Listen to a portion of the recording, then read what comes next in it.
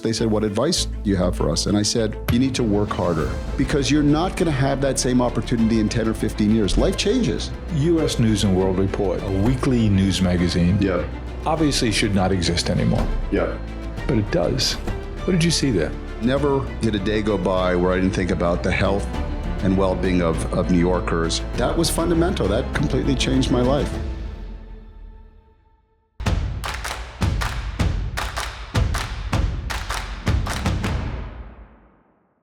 We're here today chatting with Eric Gertler. Eric's a terrific guy. We've only met in the last several months. And I just marvel at your career. So I'd love to share with our community who you are and some of the things you've done. And we always have to start with, you weren't born here. You don't sound like me. A Canadian who found their way south somehow. Yeah. Tell me about growing up in Montreal. Well, first of all, I have to say back at you, we've only known each other a few months. I've really enjoyed our budding friendship. It's wonderful to be a guest. I'm also a customer, I have to say, for many years. You think you'd be here if you weren't? Yeah, exactly. You could be looking at my credit card statement. So I love Harry and David. But I was born in Montreal. And when I say that, you can hear that little bit of a Canadian accent. And we'll wait until you say out. Out and hockey. Hockey and out. Yeah, exactly. Out. But two pivotal moments. One was really you see the impact that sort of macroeconomic factors have on people's lives. When the Parti Québécois was elected to government in Quebec under a separatist movement to separate Quebec from the rest of Canada. That night, my parents turned to me and they said, you better keep your grades up because you're going to go to college in the States and we're only going to send you if you go to a top college. So you better work hard, but that's where your future is. How old are you then? I think I was 11 years old at that point. Wow. And Mom, the librarian, educator, was on you all the time about you going to college in the States and it's going to be a good school. And always on top of myself and my brothers on education. Focus on education. My dad was an athlete, focus on sports, but that's where my parents put, the pressure. I didn't look at it as pressure. I actually loved school. But from that moment on, I didn't know what it meant to go to school in the States. I didn't know what it meant to go leave your country. I mean, there's a lot of similarities between Canada and the United States. There's also a lot of differences. Especially in Montreal. Montreal, French-speaking, second largest French-speaking city in the world. Full of culture, full of energy, a certain je ne sais quoi, a joie de vivre. So I loved growing up in sort of this two-language culture, but it became very clear that my future was elsewhere. And interestingly, many of my friends moved to Toronto and to the States. And I think for many years, Montreal and then Quebec saw a economic decline for decades. Yeah, because of maintaining that two cultures and that under the surface lingering separatist idea. This level of uncertainty of if you're a business, are you going to invest in a place where there's an uncertain future? Yeah. And really after that, and I remember it was a big moment in Canada, Sun Life of Canada moved its headquarters from Montreal to Toronto, signaling that the future would be Toronto. Toronto has become, a world-class city. It sure has. Montreal was a world-class city. Mm-hmm. So I know a little bit about your mom from having read something you wrote about your mom last Mother's Day. And it sounds like a lot of immigrant moms focus on education, demanding of her kids, books rule the house, and you're going to school in the States, and it's going to be a good school. And when you decided to come to school in the States, tell us about the application process. Yeah, so I will say one other thing. I was, into sports in a big way when I was a young kid. And it was hockey. Hockey, I played a ton of hockey, rugby. I played everything except for basketball, which is not. It's certainly at that time a very popular sport in Canada, but a lot of hockey, some days, 3 games a day. And when we were young, my mother said, enough of this sports, you boys need some culture. And we used to drive down to New York one weekend a year, and we'd stay in Times Square and we'd see theater, morning, afternoon show, night show. I used to joke that we saw so much theater and art that we never even ate the whole weekend, which was unusual. But those trips made a big impression on you. They made a really big, and I saw the difference between Montreal and New York. And I will tell you, from the very beginning, I was in awe of New York. I was also a little bit terrified because my brothers and I, we'd run out of the hotel and we'd sneak into these pinball arcades back then. And that was at Times Square, very different than now.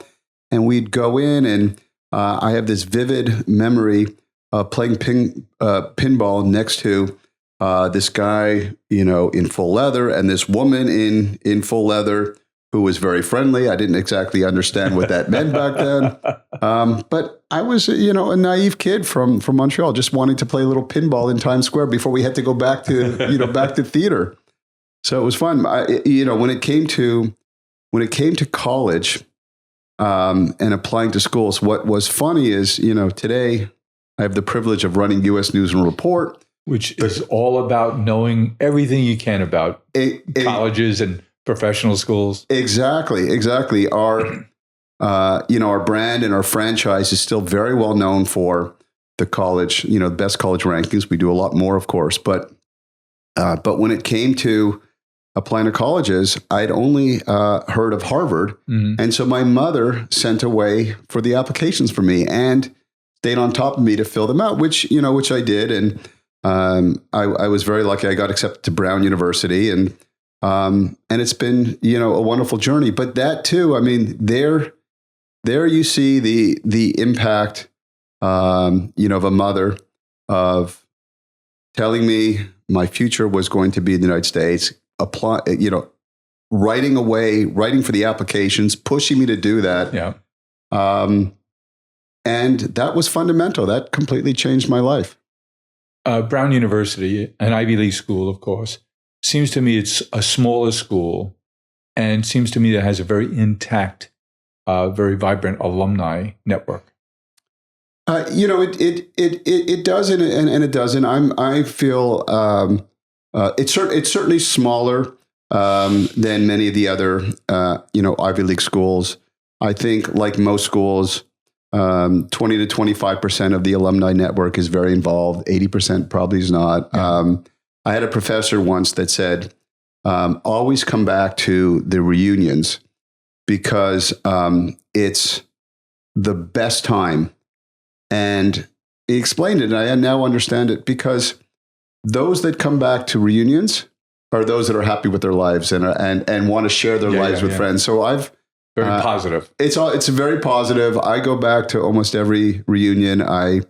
There's a bond that you have with those that you went to college, because that is a time in life, perhaps the only time, where you're at the exact same stage as your peers. Mm-hmm. After that, people go and do different things at different times and start families or graduate schools or businesses, but you're all there at the same time. So it's fun to go and see those people. A fellow I've met, Governor Bobby Jindal, tells me that he's one of two members ever to be a part of the Republican Club at Brown University. Wow, that's right. I know he's a Brown grad.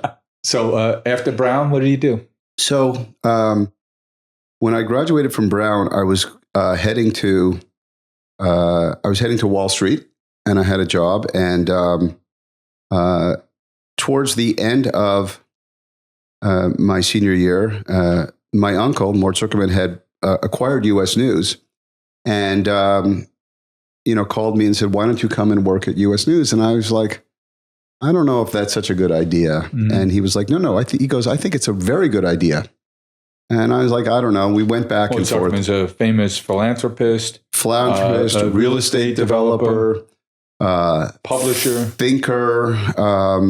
He's Boston Property Group. Boston Properties. He was the founder of Boston Properties in 1970. Someone who really has excelled and succeeded in so many fields, and starting with real estate. And I've been, very fortunate to have had his mentorship over the years, and I've learned I've learned so much from him, and we really developed a very special bond from an early age. And in fact, is he Canadian as well?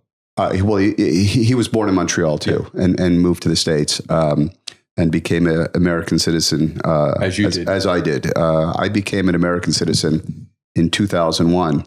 But going back to the story, and I had spent my junior year in Paris. I said, well, why don't I? What do you think about the idea of my becoming a correspondent in Paris? To which he said, that's a great idea. He goes, I'm going to put you in touch with someone at U.S. News, work out all the details. And when I called the person at U.S. News, she said to me, she goes, that's not going to happen. that is just a dumb idea, and I'm not going to support that. And I was a little bit bewildered. And she said, but I'll tell you what, if you want to come, you can be an intern. Come for the summer. We'll see if you know anything. And I loved it. And I worked my butt off. And where was that? In New York Washington, D.C. Yeah. I'd never spent time in Washington. I fell in love with this mix of business and journalism and government. And I loved the business. Every Thursday night I would, it was my responsibility. I would go to the desk, where, the phone bank, and I have to answer the phone, and all these senators and members of Congress and people from the White House would call, and I would connect. I thought it was the most wonderful thing. You're at the epicenter of the world. Yeah, right? And and so I thought that was so fun, and then I ended up staying a year for the humongous salary of $12,800 for the year. And you were overpaid. Exactly. My uncle would have said I was overpaid and underworked. I needed to work a lot harder and get paid a lot less. So, but it was a thrill. And, I think just, for kids that are leaving college. At that young age, is that when you met David Rubenstein? So I did meet David, but I originally met his ex-wife had worked at U.S. News. So, I've seen from our interactions that you've been fortunate enough to attract and maintain relationships with great mentors. Yeah. You mentioned your Uncle Mort, and you told me before about David Rubenstein, because I mentioned to you that I saw the interview you did with him on his show. I thought it was terrific. I think he's become a very good interviewer. Oh, he's fantastic. And then you mentioned, he gave me a hard time in that interview, and he told me he would, but that you've had a long relationship with him. Yeah, we've had a long relationship. He gave me a hard time. We talked a lot about college rankings, but I have to say, with deep respect to David, David also understands the college rankings. He understands how colleges works. He was past chairman of Duke. He's the chairman of University of Chicago right now. So when I talk to him about these issues, it's from a perspective of someone with deep expertise, deep knowledge, and is able to get into each of the factors. And look, I also appreciate that he understands the U.S. News brand and the impact that we have in the university space. So take us back. You finished your internship there at U.S. News in Washington, D.C., overpaid $12,800 a year. What happened next? And then I wanted to go back to Paris. And so, but at first I had applied to do a master's in economics in London. And I went to London to go and get myself set up. And it was, I remember I walked around London and it was raining and I'm like, what do I do? And I went and spent the weekend in Paris. I had some good friends, and Paris was that weekend. It was sunny. It was beautiful. Everybody's so well dressed. I'm like, that's it. I gotta go. I gotta go spend time in Paris. So I rejected my my applications in London, and I applied to Sciences Po, which is the Institut d'études politiques, which is considered probably the finest political science institution in Paris. And I got accepted. I had to write an exam for that. I got accepted. And then I took a job at the International Herald Tribune. And so I had this this great experience in Paris. I studied, I worked. In Paris, the International Herald Tribune was really the center of,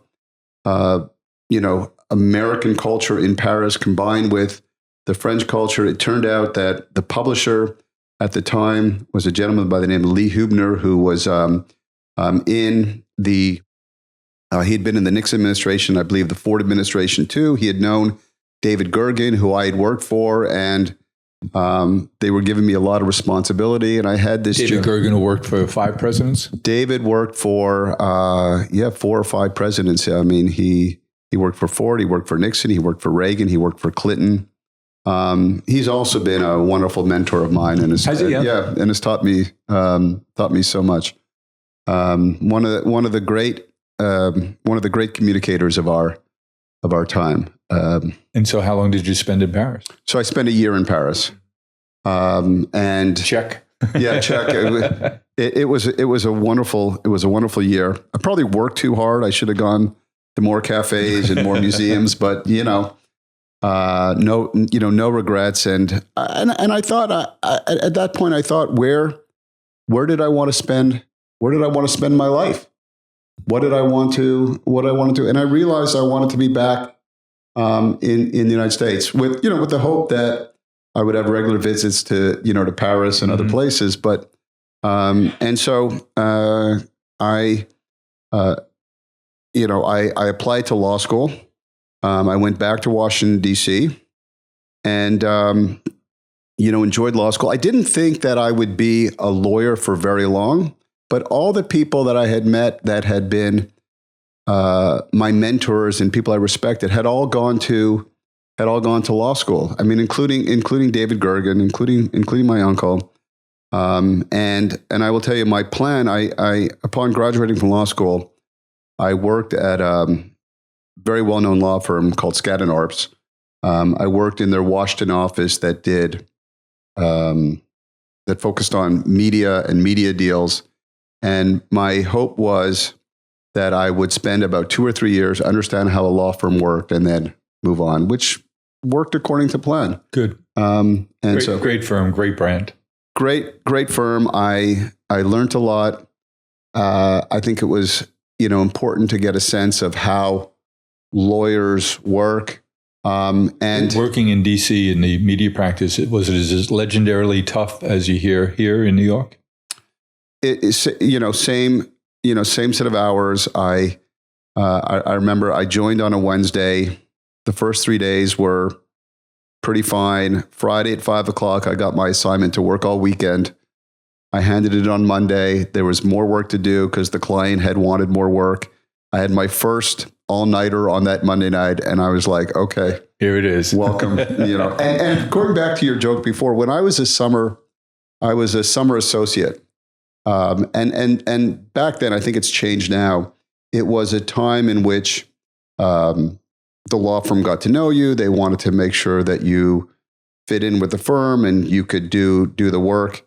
But it was also time, at least then, when they would take you out to lunch or to shows. And I joked that was the only time in my life where I was underworked and overpaid. That quickly changed once you became a lawyer. Good news is you become overworked very quickly. So 3 years you practiced law at Skadden? 2 years. 2 years at Skadden. And then what? And then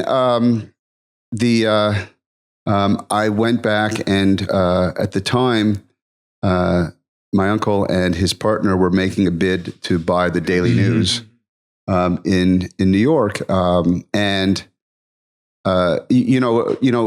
originally they'd approached me to come back to U.S. News, and I wasn't that interested in doing that. But when they were making a bid to buy the Daily News, I was very interested. I had worked at a newspaper, obviously in Paris. I loved newspapers. I wrote my law review article in law school about joint operating agreements, about the state of the newspaper industry. I was really I just loved the newspaper business, and you like to write. And I like to write. Your mother would read an average of a book a week, book or a book and a half a week. My mother was a voracious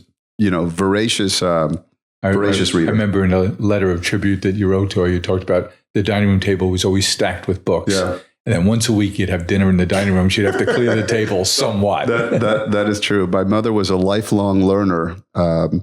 She had her undergraduate or graduate degree, but she was always going back to McGill University to take more courses. And she filled the dining room table with her school books and the papers that she was writing. I mean, very impressive. Very impressive woman. So did you jump in with both feet into the Daily News? So I jumped in with both feet, but it took a year to do the acquisition, and we truthfully didn't think was the seller the Maxwell estate.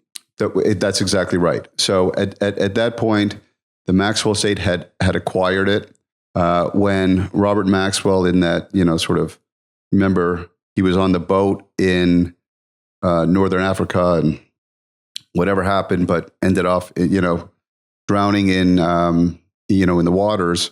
It put the whole paper into turmoil. Well, also, as we now know, that there was a whole pension fiasco going on where the pensions were being stolen. And so we made a bid to buy it. And bad news is you won. What's that? The bad news is you won. The bad news, but for me, we spent a year working on the transaction because it was a small team. I got to do everything. So I did all the union negotiations. I would meet with the unions from 11 at night to 4 or 5 in the morning. And then I'd get back to the office at 8 or 9 and I would update, Mort's partner on the deal. And then I would work on the filing for the bankruptcy and I'd go through all the contracts. And, we signed a deal with 11 union negotiations. So I developed wonderful friendships and partnerships with all the unions, learned all the intricacies of the business. And so that was like getting an MBA in the media industry in 9 months. I mean, we worked around the clock. That, by the way, I think was the hardest I'd ever worked in my life, because I literally went 9 months, Monday to Friday, not having more than 3 hours sleep a night. But when I look back now, the lesson that I learned is the hours that you put in early in your career are so essential. Malcolm Gladwell has this concept of you need to get to 10,000 hours. And I think that there's a lot of truth to that. And the fact that I was able to put in all those hours, learn the business, has made me, I think now, many years later, a much more well-rounded executive. Side note, when I was in, and I had the privilege of serving in the Bloomberg administration for Mike Bloomberg when he was mayor of New York City, and the best ever. He was phenomenal, and I learned so much from him and the way the administration was being run, and really somebody like a business. Like a business, like being able to scale all of the agencies, being able to allow so much to happen. And attract real talent. I can certainly tell you that there was not a day that went by that I was not totally privileged to work in the Bloomberg administration, and not a day that didn't go by that I didn't learn something about how to operate or to manage. But I do remember I had a group of very young recent graduates who worked for me, who worked their tails off and did amazing work. And I think, to your point, these were the best and the brightest who wanted to work in the Bloomberg administration and really make a difference. And they asked me if I'd have breakfast with all of the first and second year, who worked for me, and they wanted sort of advice. And during the course of that breakfast, they said, "What advice do you have for us?" And I said, "You need to work harder." And they were aghast. I said, "I'm not saying that you don't work hard. You all work so hard. And I appreciate everything you're doing. But what you don't understand is you're at a time in your life right now where you have no responsibility. You don't have family obligations. You don't have, a spousal obligation. You have the freedom right now. Use this opportunity and take advantage. Learn. Go to events. Meet people, learn something else, because you're not going to have that same opportunity in 10 or 15 years. Life changes. It gets more complicated. It gets more complicated. And now you can just focus on that. So I'm not saying that you're not working hard. You're working so hard, but take advantage of the situation. And I think, and I worry that not enough young people understand that, certainly in this world where we live, where it's fairly, there's remote work and less people coming. We're getting softer. I think to a certain degree, not necessarily less sophisticated, because many of these kids are sophisticated and they understand the technology, but there is something to, it's the interpersonal skills. And you know this from all your successes. You'll have a meeting, and then after the meeting, those 2-minute conversation of what do you think about that? That doesn't happen when the Zoom call ends. So it's all those little things. That's right. There's no walk down the hall after the Zoom meeting. It's those accidental collisions. It's seeing somebody saying, what do you think about this? I had this idea. That just happens. It happens less. We had a meeting in our office at Flowers yesterday, one of our large investors in, and we'd never met in person before. And we had a meeting and answered a lot of questions, told them what we've told them before, but in more detail and more personally, because we were in person. And then on the way out, he's running to the airport. There's 4 of them. I said, let's take a quick tour around the office. I'll show you what's going on. And I really felt like I got to know him then, a little bit more about him personally, what his motivations are. And that wouldn't happen if we were on a Zoom and you hit the disconnect button, you're done, That's right. That's right. Those little moments. After the Bloomberg administration, you went back into public service so at a very critical time for the state. I did. So I stayed and stayed in public service through the next mayor. And then in 2015, when I came out, and I'd been an entrepreneur before I went into the Bloomberg administration, but my uncle asked me if I would come in and assume leadership of both the Daily News and U.S. News. And, at that point, there was a lot of work that needed to be done. And but, ultimately, he was at a point where he was ready to step back and really gave me the keys to do the things that I know or knew needed to be done. But all these things you're doing just kept preparing you for your next stage of life, for your next challenge, for your next adventure. Brown, or going to law school, or having that experience at Skadden, and then the acquisition of the Daily News, and in the Bloomberg administration, all the things you did there. And now come back and you have these 2 media properties, and the media world as well as anybody. But you're not an insider, so you're not burdened with this is how it's done. That's right. I had not worked at those companies for almost 15 years, 16 years. So it was, there were lots of different, issues. And, I don't know whether or not, you don't think about at the time that what you're doing is preparing you for the next set of responsibilities, and you don't know when it's going to come. I think what you need to do as a leader is use all of your experiences when you're in a new situation.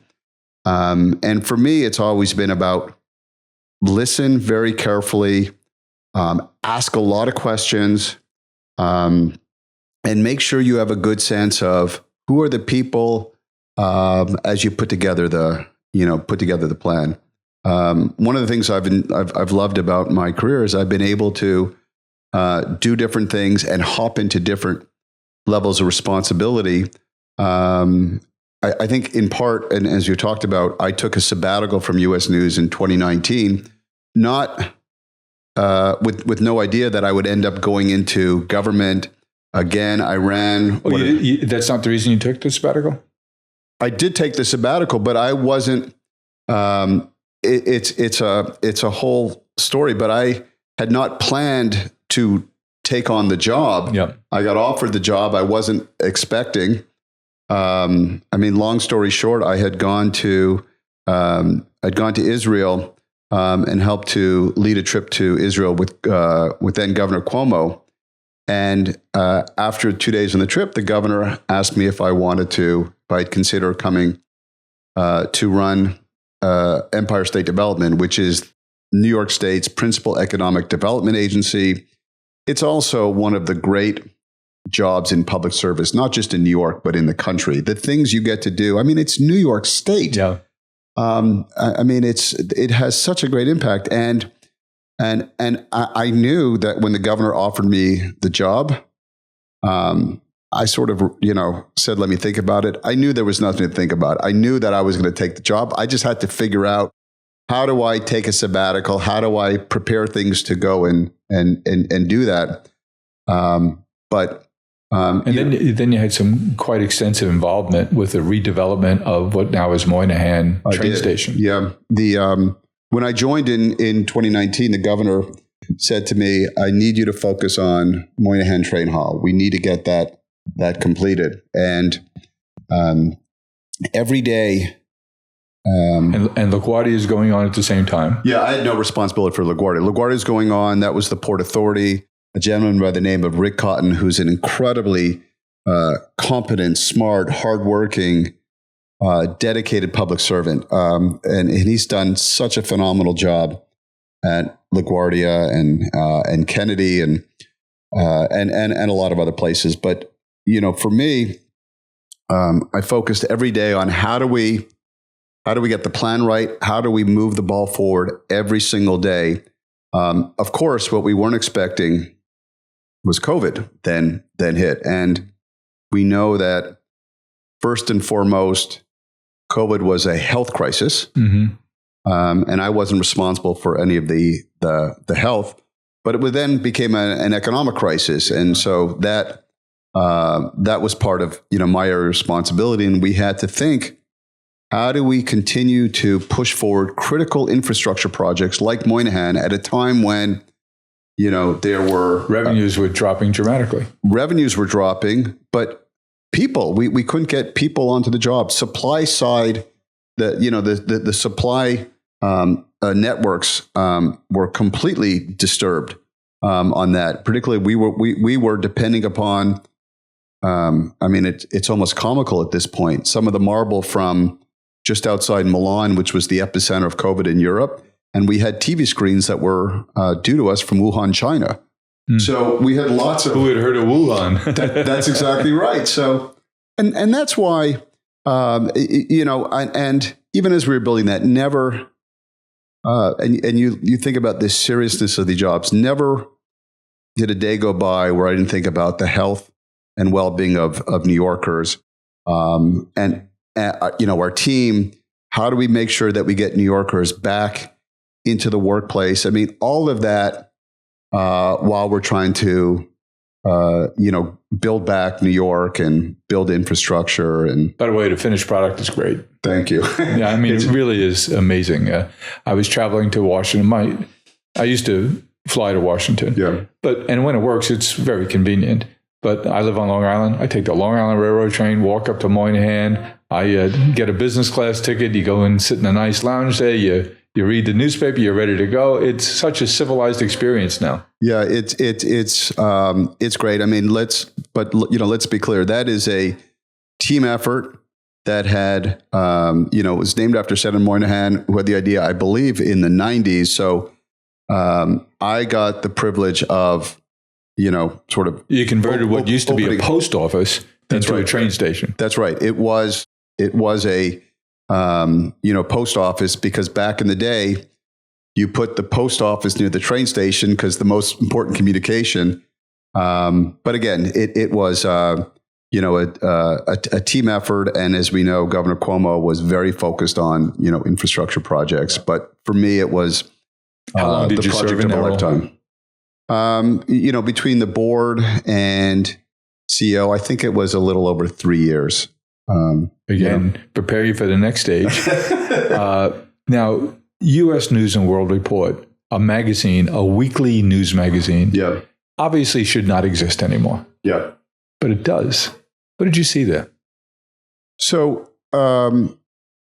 U.S. News was a, weekly magazine, but it was the third in a group that really should have only had two. And Time and Newsweek had much bigger audiences. U.S. News was smaller. Back in its print platform, U.S. News had an audience of the way it was measured back then of 12 million. Time had a little bit over 40 million. And so 40 million a week. Wow. 40 million a week readers. It includes sort of audience pass along rate, but a lot of people. A lot of people. And so I read this morning that the nightly viewership of CNN in prime time is 400,000. 400,000, yeah. Dropping. That's right. But as the third in a dying category, you were really in a precarious situation. But what U.S. News had done differently, and where we've really leveraged over the last 9 years, is how to think about providing consumers with the right context, the right analysis, and empower consumers to make the best decision in their lives.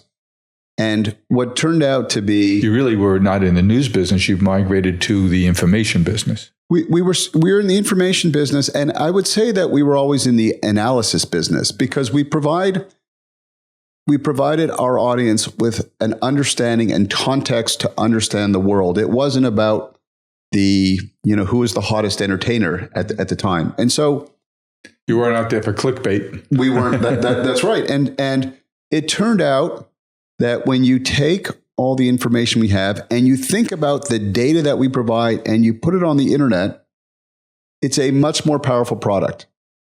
And what we have emphasized over the last... So when you were there, they had the college survey? College survey and the health survey in a much reduced form. But on the college rankings, those started 40 years ago. And those started with a simple survey where a survey was sent to all the presidents of schools as a reputation survey. Today, we collect, I think it's 17 different major factors. We're looking at outcome, oriented. We're looking at graduation rates. We're looking at Pell Grants. Very detailed. And you're looking at people's success in different life stages quite a ways out from their graduation.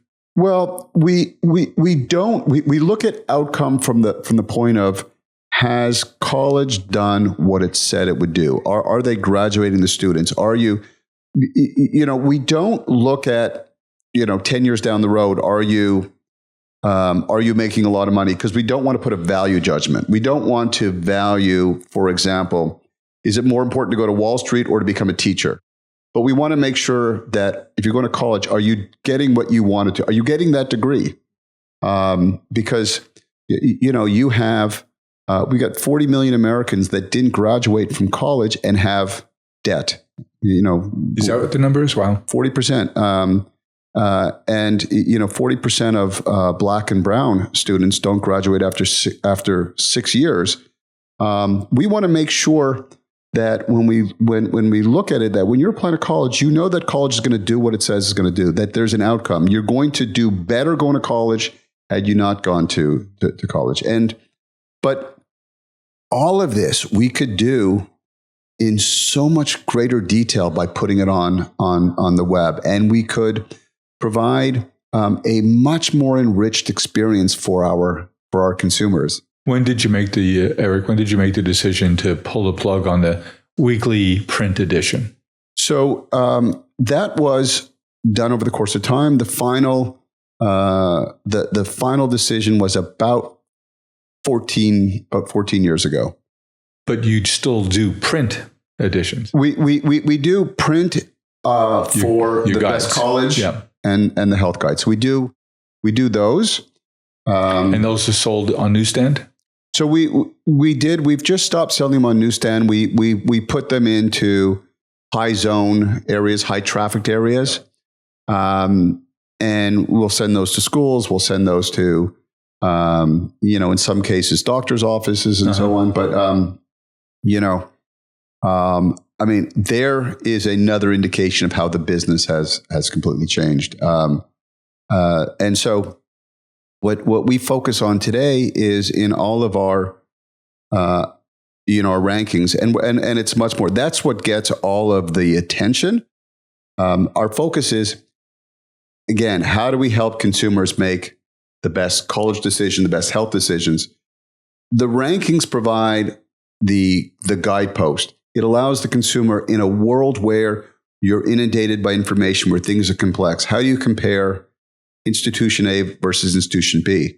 But we have and we produce a lot of really high quality journalism to help consumers on how do you learn about the process? How do you pay for the process?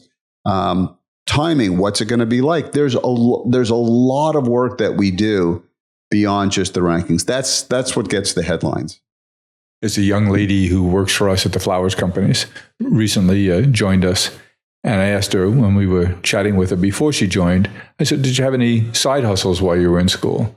She went to the University of Pennsylvania. She said, well, actually, yes, I did. I said, what's that? She goes, well, I had a tiger mom. And she's a Chinese American.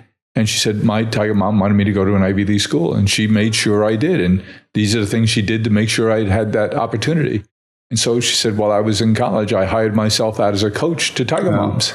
I thought that was very, very creative. Yeah. But in a sense, you're helping people to have the right sets of information, and with that editorial wrap. That's right. Here's the data. Here's how to think about using data. Now, Eric, you must have a point of view about there's people like we both know, like Scott Galloway, who's very critical of higher education having become what he thinks is a luxury good. Yeah. Endowments are important. The brands are important. Yet he figures they're not. He pretends that they're not doing enough of the public service by not expanding their admissions and keeping it very elite. Thoughts? Look, I would agree. I think that certainly the top elite schools are not being responsive to consumer demand. From their perspective, if you look at it, their applications are still up. But we live in a world where, and in many ways, there was a vote in the last election on college educated versus non-college educated, and I think we're in a world where I think these universities need to be responsive to what is going on in the broader society. And I think that they can't just live in this, the sort of the ivory tower. And particularly where many of these schools can be great change agents for society, because universities today have an obligation to teach kids the learning, but also inculcate the right values. That is critical. I think that they have fallen down on that.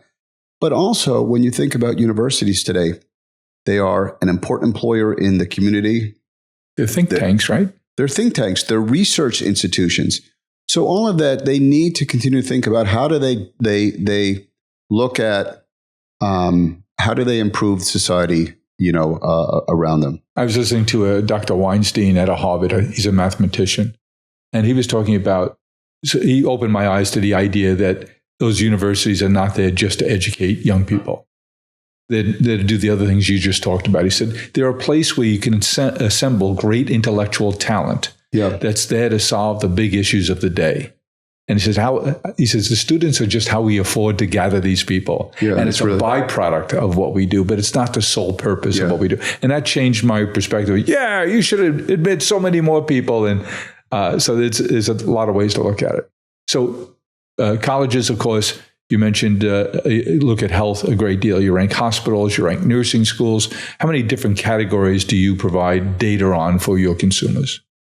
So, somewhere between 40 and 50. And then we also do, we do sub-ranking. So if you take the colleges, we do best colleges for vets, veterans from the Army. We'll look at the HBCUs. So, in each of them we'll do best cars, but we'll also break that down and do best cars for families.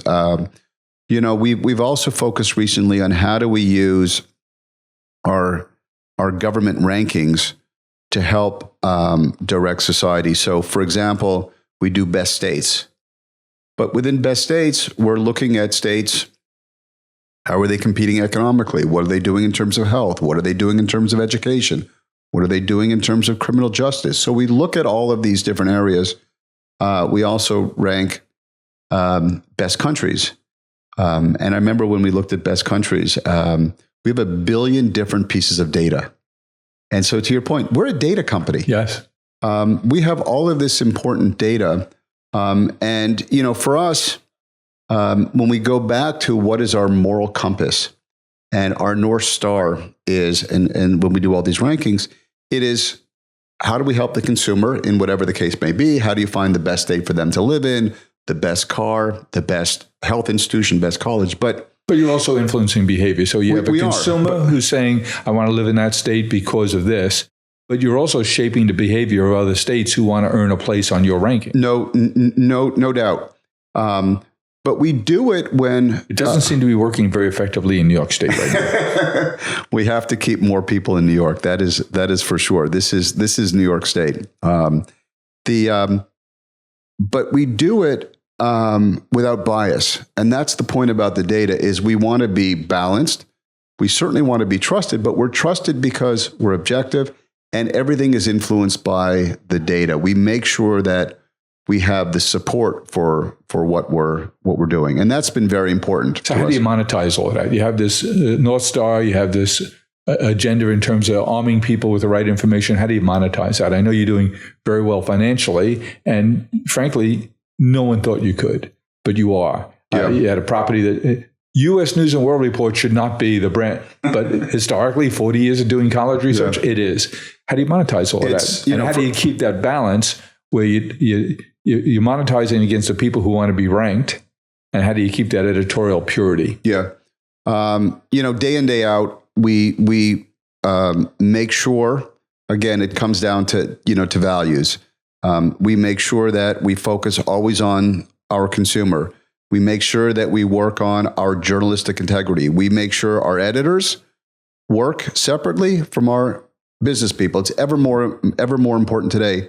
And in terms of our revenue model, we have 9 different revenue streams. Just to give you one sense is we've developed a pretty robust B2B business over the last 6-7 years. What does that mean? So we now provide products to businesses to help them manage their products better. We certainly do advertising. We do lead generation, but we're able to do that because when consumers are on the web and they're looking for whatever the case may be, the best car for them or the best college, when they see our brand, they trust our brand. If they don't trust us, nothing works at that point. And so, first and foremost, before we think about how we're making money, we make sure that we are leading with integrity. We're running the company with integrity on all levels, and that we have that our north compass, our compass is facing north all the time.